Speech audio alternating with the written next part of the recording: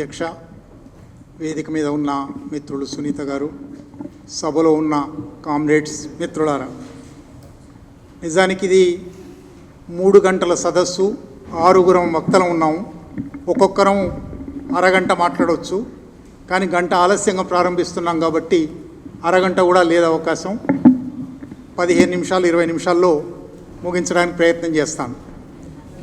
కానీ తెలంగాణ రైతాంగ సాయుధ పోరాటం ఎంత విస్తృతమైన అంశం అంటే అది ఒక అరగంటలో, గంటలో, కొన్ని గంటల్లో, కొన్ని రోజుల్లో కూడా చెప్పగలిగింది కాదు. నేను 82లో మొదటిసారి తెలంగాణ రైతాంగ సాయుధ పోరాటం మీద రాశాను. అప్పటి నుంచి ఇప్పటికీ ఈ 43 ఏళ్లుగా కనీసం 1000 పేజీలు రాసుంటాను. అయినా రాయవలసింది ఇంకా చాలా ఉంది అని అనిపిస్తుంది. మొత్తంగా తెలంగాణ రైతాంగ సాయుధ పోరాటం మీద 50,000 పేజీల సాహిత్యం వచ్చింది. అయినప్పటికీ ఇంకా మిగిలిపోయిన సమాచార లోపాలు ఉన్నాయి. కాబట్టి 20-25 నిమిషాల్లో అసాధ్యమైన విషయం స్థూలంగా అది ఏమిటి, అది ఎందువల్ల వచ్చింది. ఎందుకంటే మిగిలిన అంశాలు సెప్టెంబర్ 17 అనేది ప్రధానమైన అంశం. అసలు సెప్టెంబర్ 17 వక్రీకరణకు గురవుతున్న సందర్భంలో మనం మాట్లాడుకుంటున్నాం. సెప్టెంబర్ 17 ఒక్కటి మాత్రమే వక్రీకరణకు గురయ్యేది. 1998లో 50 సంవత్సరాలు గడిచిన సందర్భంగా అప్పటి హోంమంత్రి ఎల్కే అద్వానీ హైదరాబాద్ వచ్చి నిజాం కాలేజ్ సభలో విమోచన స్వర్ణోత్సవాలను జరిపాడు. అప్పటి నుంచి సెప్టెంబర్ 17ను వాళ్ళు ఒక బోన్ ఆఫ్ కంటెన్షన్గా మార్చారు. అంతకుముందు అంతగా వాళ్ళకు ఆ వాయిస్ ఉండేది కాదు. అప్పటి నుంచి ప్రతి సంవత్సరము మీరు చూస్తూ ఉంటారు, సెప్టెంబర్ 7, 8 తారీఖుల నుంచి 17వ తారీఖు దాకా పెద్ద ఎత్తున ఇది విద్రోహమా, ఇది విమోచన, ఇది విలీనమా అనే చర్చ జరుగుతూ ఉంటుంది. అందువల్ల అది అక్కడి నుంచి ఏమైపోయిందంటే ఇప్పుడు అసలు ఒక్క సెప్టెంబర్ 17 కాదు, దానికన్నా ఏడాదిన్నర ముందున్న రజాకార్ల చర్చ, దానికన్నా 3-4 ఏళ్ల ముందున్న తెలంగాణ సాయుధ పోరాటం, అసలు మొత్తం ముస్లిం రాజ్యం అనే పేరుతో అసఫ్జాహీ పాలననే ఒక వక్రీకరించి చూపెట్టే ధోరణి విపరీతంగా పెరిగిపోయింది. అందువల్ల అసలు తెలంగాణ రైతాంగ సాయుధ పోరాటం ఏ కారణాల వల్ల ప్రారంభమైంది, అది ఏమిటి, దాన్ని ఎట్లా అర్థం చేసుకోవాలి మాత్రమే నేను పరిమితం అవుతాను. సెప్టెంబర్ 17 మీద సంగిశెట్టి మాట్లాడతాడు, ఆ వివరాల్లోకి, వక్రీకరణలోకి పోతాడు. మొట్టమొదలు అసలు తెలంగాణ రైతాంగ సాయుధ పోరాటపు ప్రాముఖ్యత ఏమిటి, 1-2 విషయాలైనా తెలుసుకోవాలి. అది వాస్తవంగా 5 సంవత్సరాలు మాత్రమే నడిచిన పోరాటం. 1947 సెప్టెంబర్ 11న సాయుధ పోరాట ప్రకటన వచ్చింది. కానీ కొంత సంప్రదాయం 1946 జూలై 4న దొడ్డి కొమరయ్య హత్యతోనే సాయుధ పోరాటం ప్రారంభమైంది అని అనుకునే వాళ్ళం కూడా ఉన్నాం. కనుక 1946 జూలై 4 నుంచి 1951 అక్టోబర్ 20న తెలంగాణ సాయుధ పోరాటాన్ని విరమిస్తున్నాము అని అప్పుడు నాయకత్వం వహిస్తున్న భారత కమ్యూనిస్ట్ పార్టీ ప్రకటించడంతో ఆ ఉద్యమం అయిపోయింది. నిజానికి చాలా చిన్న 5 సంవత్సరాలు మాత్రమే నడిచింది. ఇతర ఉద్యమాలతో పోలిస్తే దశాబ్దాలు నడిచిన ఉద్యమాలు ఉన్నాయి. అట్లాగే ఇది పాత నల్గొండ జిల్లా, పాత వరంగల్ జిల్లా సరిహద్దు తాలూకాలలో మాత్రమే ప్రారంభమై ముగింపుకు వచ్చేటప్పటికీ, విరమణకు వచ్చే కాలానికి ఇటు ఆదిలాబాద్ అరణ్యాలలోకి, ఇటు అమరాబాద్ అరణ్యాలలోకి కూడా విస్తరించింది, తెలంగాణ వ్యాపించింది. అంటే స్థలంలో చూసినా, కాలంలో చూసినా దాని ప్రాధాన్యత ఏమీ లేదనిపిస్తుంది. కానీ దాని ప్రాధాన్యత ఏమంటే అది ఆ 5 సంవత్సరాల్లోనే భారతదేశంలోనే మొట్టమొదటిసారి కమ్యూనిస్టు ఉద్యమానికి సాయుధ పోరాటం నేర్పిన ప్రజా ఉద్యమం. అటు నుంచి ఇటు కాదు, ఇటు నుంచి అటు జరిగింది. ఎందుకంటే భారత కమ్యూనిస్ట్ పార్టీ 1920లో పుట్టింది, లేదా 25లో మొదటి మహాసభ జరుపుకుంది. 46 వరకు కూడా ఈ దేశంలో రాజ్యాధికార పోరాటం జరపాలి అనే ఒక ఆలోచన కూడా లేకుండా కార్మికోద్యమంలో ఒక కాన్పూర్లో లేదా ఒక కరాచీలో, ఒక బొంబాయిలో చిన్న ఎత్తున ప్రయత్నాలు చేశారు తప్ప, లేదా కాంగ్రెస్తో కలిసి జాతీయోద్యమంలో పాల్గొన్నారు తప్ప కమ్యూనిస్టు లక్ష్యమైన రాజ్యాధికార పోరాటం చేయాలి అనేది 46లో తెలంగాణ ప్రజలు కమ్యూనిస్ట్ పార్టీకి నేర్పారు. అందువల్ల తెలంగాణ ఉద్యమం అనేది భారత ప్రజా ఉద్యమాల చరిత్రలోనే 1857 నుంచి తీసుకుంటే, లేదా ఇంకా వెనక్కి వెళ్తే ఆదివాసీ తిరుగుబాట్ల దగ్గర నుంచి తీసుకుంటే, మొట్టమొదటి కమ్యూనిస్టు పార్టీ నాయకత్వంలో నడిచిన, నిర్దేశకత్వంలో నడిచిన, ఒక సైద్ధాంతిక స్ఫూర్తితో నడిచిన సాయుధ పోరాటం తెలంగాణ రైతాంగ సాయుధ పోరాటం. 5 సంవత్సరాలు మాత్రమే నడిచినప్పటికీ అది 3000 గ్రామాలను విముక్తి చేసింది. 3000 గ్రామాలలో ప్రజా రాజ్యాధికార కమిటీలు ఏర్పడ్డాయి. భూస్వామ్యాన్ని గ్రామాల నుంచి పట్టణాలకు పరిగెత్తించింది. భూస్వామ్యాన్ని దాదాపు రద్దు చేసింది. ఇందుకోసం 5000 మంది ప్రాణాలు బలిపెట్టవలసి వచ్చింది. ఆ 5000లో కూడా 2000 మంది నిజాం కాలంలో 1946 నుంచి 48 సెప్టెంబర్ వరకు అయితే 3000 మందిని నెహ్రూ, పటేల్ సైన్యాలు చంపాయి. కనుక ఈ అన్ని నేపథ్యాలలో అది భారత విప్లవోద్యమానికి, భారత ప్రజా ఉద్యమాలకు ఇచ్చిన కానుకల విషయంలో కానీ, దాని విస్తృతి విషయంలో కానీ, దాని త్యాగ సంప్రదాయాల విషయంలో కానీ అది గొప్ప చరిత్రను సృష్టించింది. అందువల్ల దాని గురించి అర్థం చేసుకోవాల్సి ఉంది. దాని ఎట్లా జరిగింది చెప్పడానికి పోయే ముందు 3-4 దాని నుంచి తీయగల పాఠాలు, ఇప్పుడు మనం గడిచిపోయిన తర్వాత 80 సంవత్సరాల తర్వాత మాట్లాడుకుంటున్నాం కాబట్టి ఆ రోజు ఏం జరిగిందో చెప్పడానికన్నా పాఠాలు చెప్పడం మంచిది. దాని నుంచి మనం ఏమి డ్రా చేస్తున్నామో, ఏమి నిర్ధారిస్తున్నామో చెప్పడం మంచిది.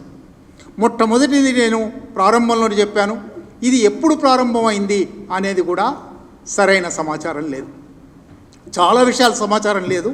చాలా విషయాలు ఇంత 50,000 పేజీలు వచ్చినప్పటికీ, 300-400 పుస్తకాలు వచ్చినప్పటికీ ఇంకా మిగిలిపోయిన అంశాలు, ఇంకా చర్చించబడని అంశాలు, అరకొరగా చర్చించిన అంశాలు, లేదా పొరపాటుగా చర్చించిన అంశాలు ఉన్నాయి. ఎందుకు పొరపాట్లు వచ్చాయో కూడా వస్తాను. ప్రారంభ తేదీ 1946 జూలై 4న, 1947 సెప్టెంబర్ 11 అనే చర్చ ఇప్పటికీ ముగియలేదు. 46 జూలై 4న తుపాకీ కాల్పుల్లో అప్పటి వరకు సాంప్రదాయిక ఆయుధాలు వాడుతున్నారు, కొడవళ్ళు వాడుతున్నారు, గొడ్డళ్ళు వాడుతున్నారు, లేదా కారపొడి వాడుతున్నారు, లేదా వడిసెల వాడుతున్నారు. 1946 జూలై 4న మొదటిసారి ఉద్యమం మీద, ఊరేగింపు మీద దొరల గడిలో నుంచి కాల్పులు జరిగాయి. అంటే ఫైర్ ఆర్మ్స్ వాడవలసిన ఒక సందర్భంలోకి మనం ప్రవేశించాము అని ఉద్యమం గుర్తించింది. 1946 జూలై 4న అది జరగగానే వెంటనే ఆయుధ శిక్షణ, సైనిక శిక్షణ ప్రారంభమయ్యాయి.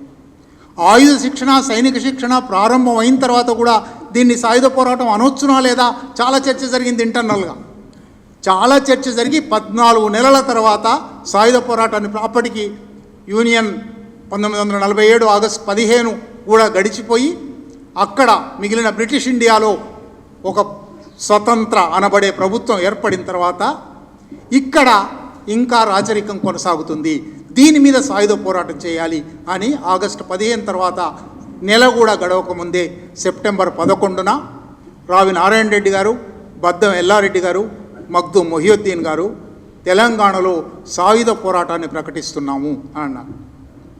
అప్పటికి నిజాం బాధ్యతాయుత ప్రభుత్వాన్ని ఇవ్వాలి అనే చర్చ మాత్రమే నడుస్తుంది. నిజాం భూస్వామ్యం మీద ఆధారపడి ఉన్నాడు. ఆ భూస్వామ్యం రైతాంగాన్ని, భూమి లేని నిరుపేద కూలీలను చిత్రహింసలు పెడుతుంది.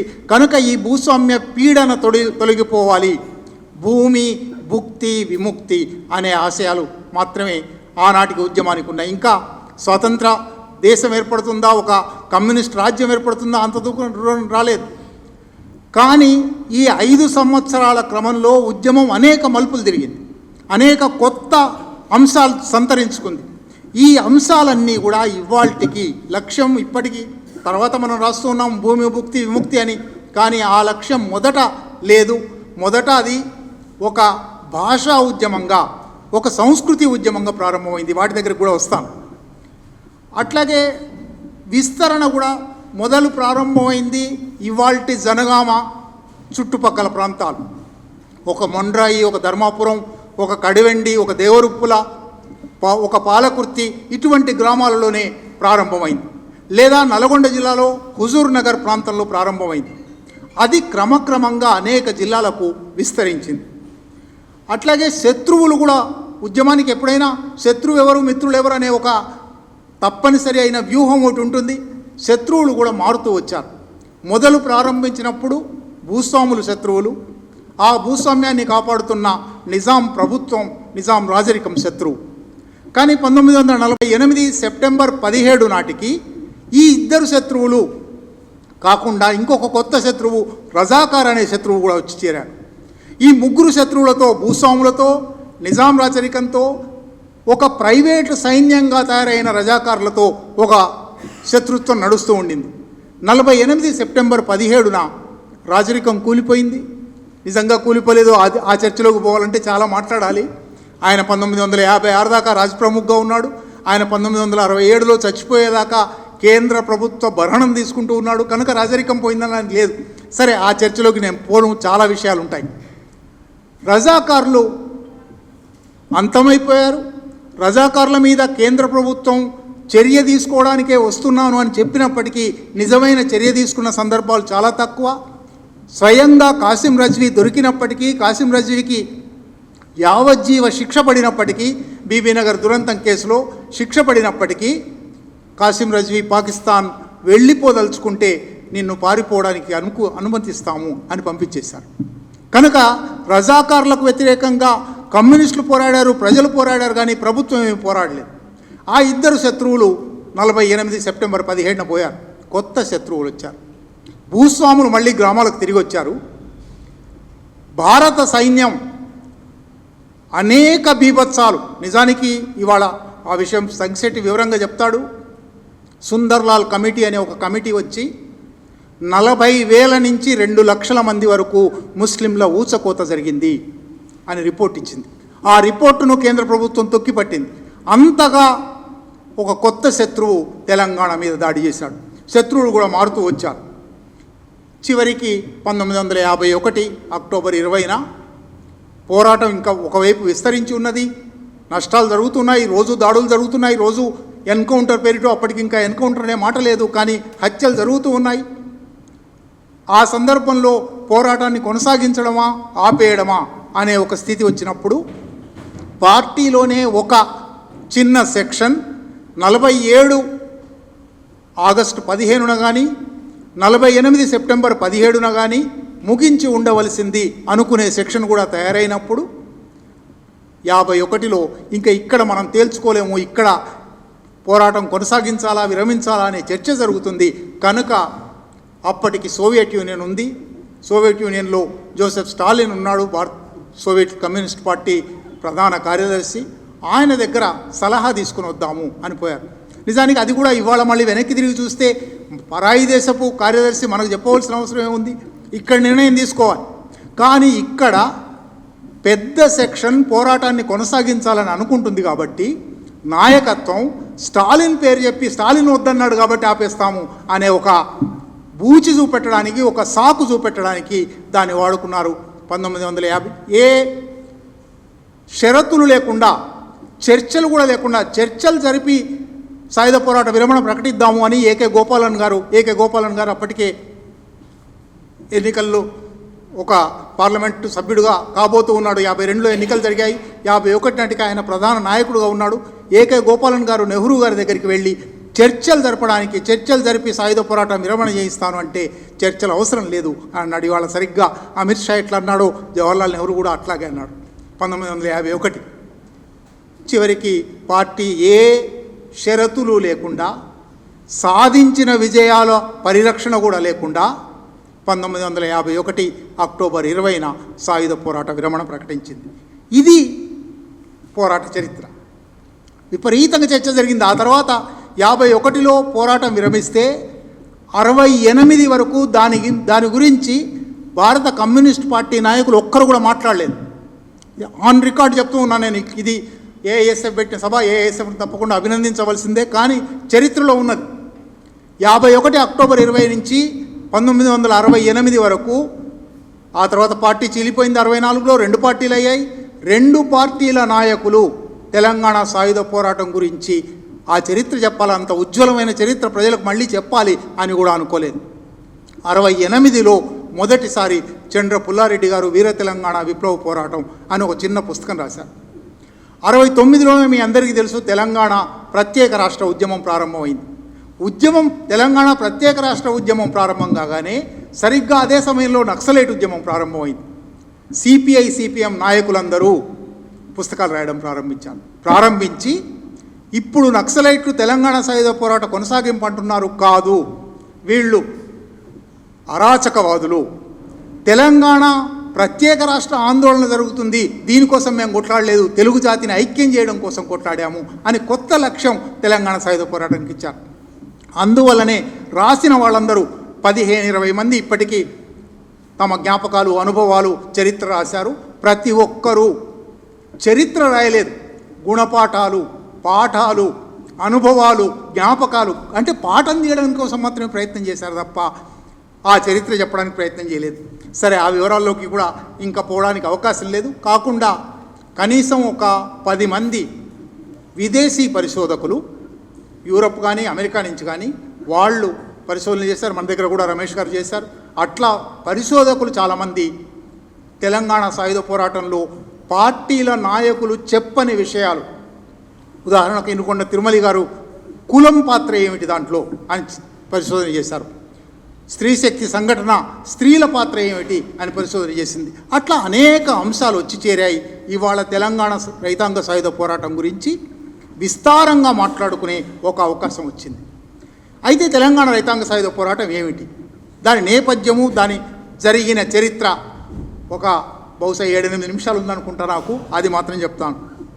మొట్టమొదటి సమస్య భూమి సమస్య. అసఫ్జాహీ రాజ్యం, నిజానికి అసఫ్జాహీ రాజ్యాన్ని ముస్లిం రాజ్యం అని ఇప్పుడు ఆర్ఎస్ఎస్ ప్రచారం చేస్తుంది. అది ఎంత మాత్రం ముస్లిం రాజ్యం కాదు. రాజు వ్యక్తిగత విశ్వాసాలు ఇస్లాం, ఆయన రోజుకు 5 సార్లు నమాజ్ చేసేవాడు, అందులో ఏం సందేహం లేదు. కానీ ఆయన పైన క్రైస్తవ బ్రిటిష్ రాజ్యంతో చేతులు కలిపి ఉన్నాడు, వాళ్ళ ఆధారం మీదనే ఉన్నాడు. కింద హిందూ భూస్వాముల మీద ఆధారపడి ఉన్నాడు. అంటే అది ఒక నిజంగా ఇంకో మాటలో చెప్పాలంటే చాలా సెక్యులర్ రాజ్యం అది. అటు క్రైస్తవులను కలుపుకున్నారు, ఇటు హిందువులను కలుపుకున్నారు, ముస్లింగా ఉన్నాడు. ఆయన డివౌట్ ముస్లింగా ఉన్నాడు. ఈ విశ్వవిద్యాలయం పెట్టినవాడు ఆయన, తప్పకుండా ఆయనను తలుచుకోవాలి. దాన్ని ముస్లిం రాజ్యం అని అనడం పూర్తి వక్రీకరణ. ఆ వక్రీకరణ మీద ఇప్పుడు నడుపుతున్నారు. అది ఒక భూస్వామ్య రాజ్యం. భూమి ప్రధానమైన సమస్య. హైదరాబాద్ రాజ్యంలో మీ అందరికీ తెలిసి ఇప్పటికే చెప్పున్నారు, 8 తెలుగు జిల్లాలు, 5 మరాఠీ జిల్లాలు, 3 కన్నడ జిల్లాలు, మొత్తం ఈ 16 జిల్లాలు కలిపి 5 కోట్ల ఎకరాల భూమి. 5 కోట్ల ఎకరాలలో నిజాం ప్రభువులు స్వయంగా సర్ఫ్ ఎఖాస్ అంటే ఇంటి ఖర్చులు, సాదర ఖర్చులు, సర్ఫ్ ఎఖాస్ కోసం 50 లక్షల ఎకరాలు తమ సొంతంగా పెట్టుకున్నారు. ఎవరి భూమి ఎవరు రాసుకున్నారు? భూమి నాది అనిన భూమి పక్కున నవ్వు అన్నాడు వేమన. 5 కోట్ల ఎకరాల భూమిలో 50 లక్షల ఎకరాలు నా సొంతం అన్నాడు. అది మొత్తం 8 జిల్లాల్లో, 16 జిల్లాల్లో వ్యాపించి ఉండేది. 16 జిల్లాల్లో దాదాపు 1900 గ్రామాల్లో ఉండేది అది. ఆ 1900 గ్రామాల్లో అత్రఫ్ బల్దా అని ఒక జిల్లా ఉండేది. ఇప్పుడు హైదరాబాద్ ఉన్నదంతా అత్రఫ్ బల్దా. బల్దా అంటే నగరం, అత్రఫ్ అంటే చుట్టుపక్కల. అత్రఫ్ బల్దా జిల్లాలోనే 670 గ్రామాలు ఉండేవి. అందువల్లనే ఇవాళ హైదరాబాద్లో భూమి ఇంత సమస్య అవుతుంది. హైదరాబాద్లో అదంతా సర్ఫ్ ఎఖాస్ 50 లక్షల ఎకరాలు పోగా ఒక 2.5 కోట్ల ఎకరాలు పాయగాలు, ఉమ్రాలు, జాగీర్లు, దేశ్ముఖ్లు, దేశపాండేలు, మక్తదార్లు, ఇటువంటి అనేక పేర్లతో ప్రభు వర్గాలు ఉండేవాడు. ఈ ప్రభు వర్గాలలో పాయగాలు, ఉమ్రాలు మాత్రమే ముస్లింలు. మిగిలిన వాళ్ళు ముఖ్యంగా జాగీర్దారులు, 1150 మంది జాగీర్దారులు ఉండేవాళ్ళు. అందులో 1050 మంది హిందూ జాగీర్దారులు, రెడ్లు, వెలమలు, బ్రాహ్మలు. ప్రధానంగా ఈ 3 కులాల నుంచి వచ్చిన వాళ్ళు ఈ జాగీర్లుగా ఉండేవాళ్ళు.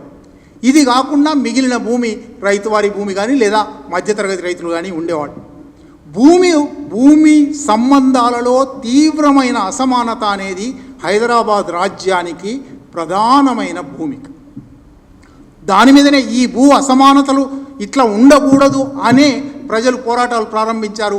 అందువల్లనే అది రైతాంగ సాయుధ పోరాటంగా మారవలసి వచ్చింది.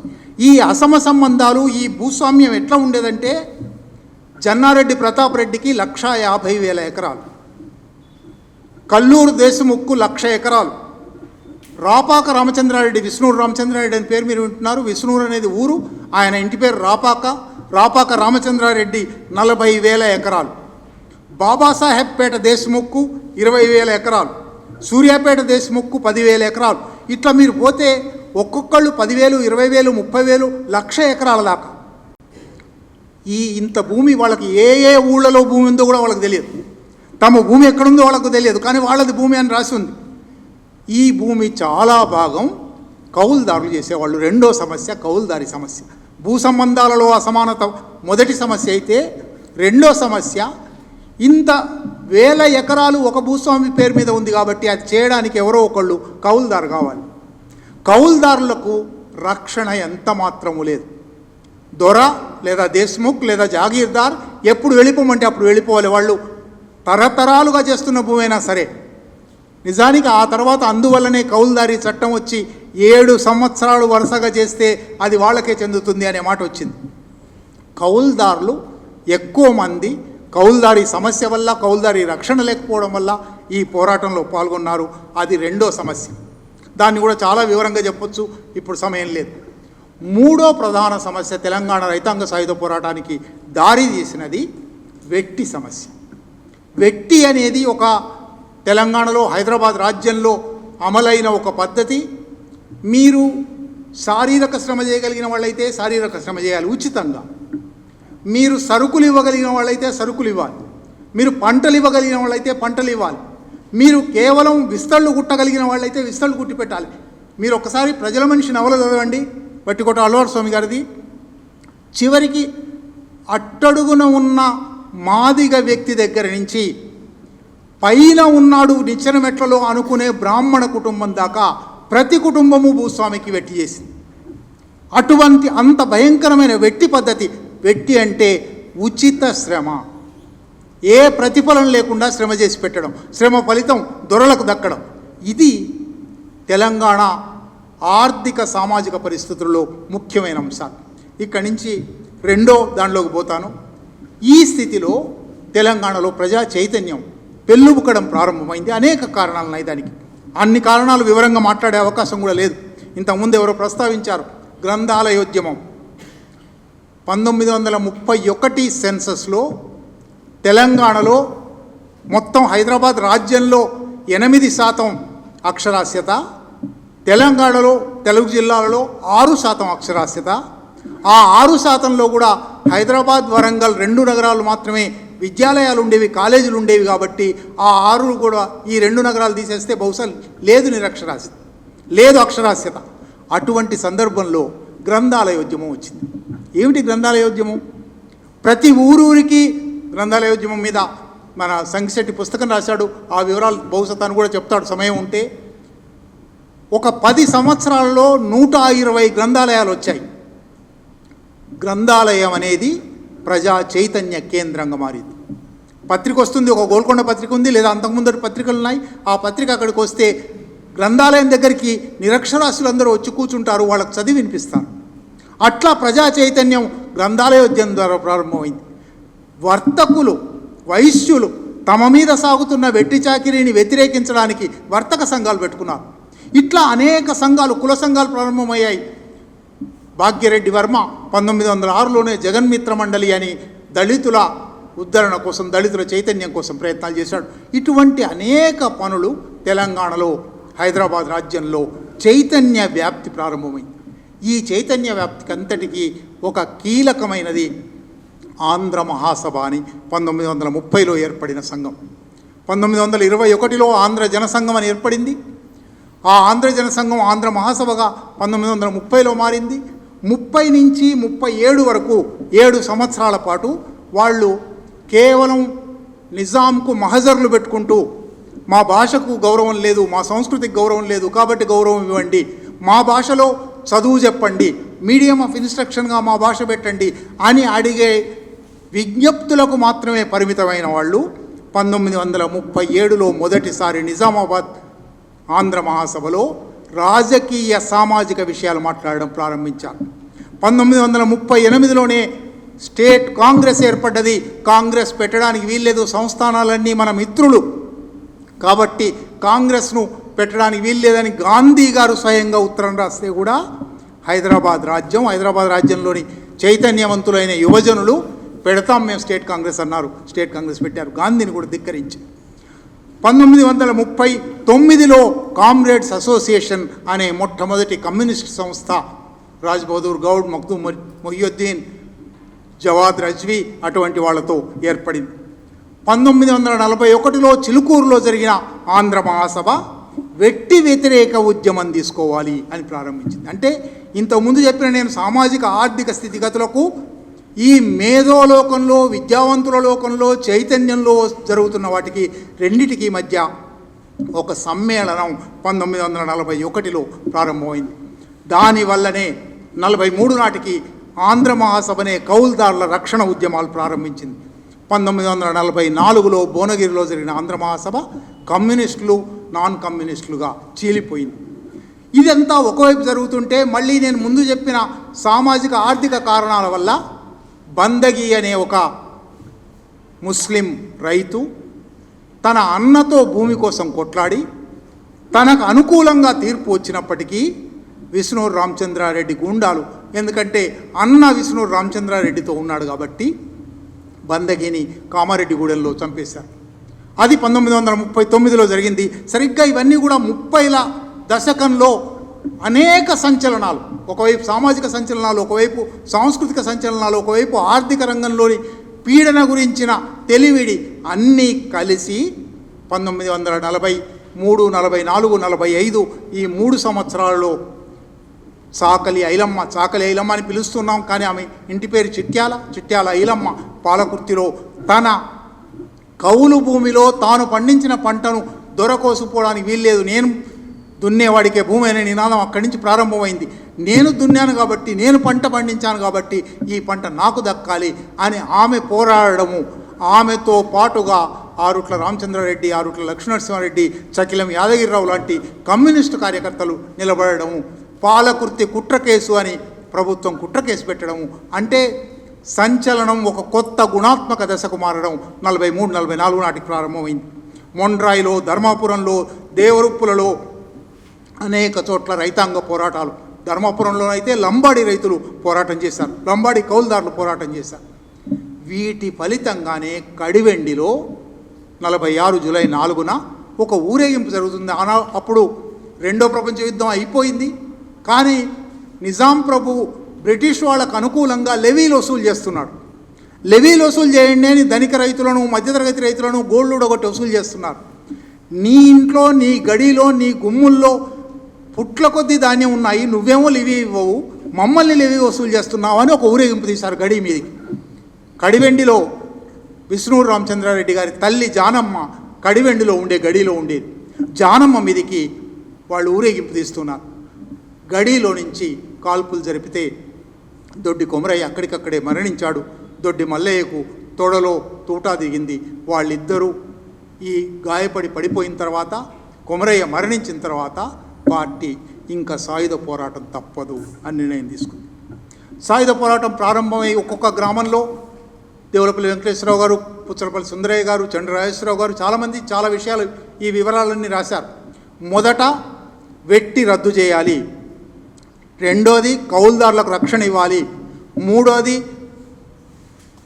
కమ్యూనిస్ట్ పార్టీయే ఒక పరిమితి విధించింది, భూ పరిమితి. ఈ పరిమితి కన్నా దొరల దగ్గర ఎక్కువ భూమి ఉంటే ఆ భూమిని స్వాధీనం చేసుకుంటాము అని స్వాధీనం చేసుకోవడం ప్రారంభించింది. అట్లా 1946 జూలై నుంచి 47 వరకు కూడా పోరాటం సాగుతూ వచ్చింది. అప్పుడు భూస్వాముల పక్షాన ఒక ప్రైవేట్ సైన్యం తయారైంది, రజాకారులు. నిజానికి వాళ్ళను ముస్లిం రజాకారులు అని అంటారు, కానీ రజాకారులలో అనేక మంది ఇతర కులాల వాళ్ళు ఉన్నారు. కాసిం రజ్వీ ఏమైనా చెప్పి ఉండొచ్చు, కానీ వాస్తవంగా ఈ రజాకారులు దొరల ఇళ్లలోకి వెళ్ళి, దొరల గడిల్లో ఉండి, దొరల గడిల్లో తిని, దొరలు ఎవరి మీద దాడి చేయమంటే వాళ్ళ మీద దాడి చేశారు. హిందూ ముస్లిం ఘర్షణ ఎంత మాత్రము కాదది. హిందూ దొరల ఇళ్లలో ఉండి ముస్లింలు, హిందువులు కలిసి ఉన్న రజాకారులు పోరాట ప్రజానీకం మీద చేసిన దాడి, పోరాటానికి అనుకూలంగా ఉన్న ప్రజల మీద చేసిన దాడి.